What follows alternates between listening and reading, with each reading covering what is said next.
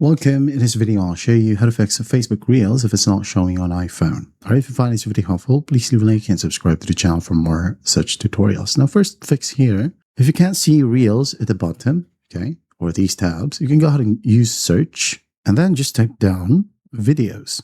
Alright. Now, once you type down videos, if you can't see Reels right here, just tap on it. It should be good to go. Or you can tap on trending videos and you'll be able to see Reels right here. Tap on Reels. Watch one video and continue. All right. So if that still won't work, or if you want to, or if you want the Reels tab right here to pop up, so just go ahead over to the top left and tap on the three horizontal lines. Now find settings and privacy right here. Tap on settings. And then once done, you'll have preferences. So just tap on tab bar.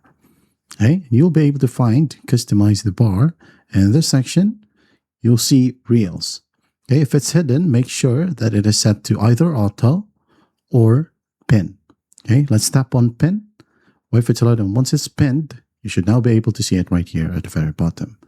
That's how simple it is to fix Facebook Reels if it's not showing on iPhone.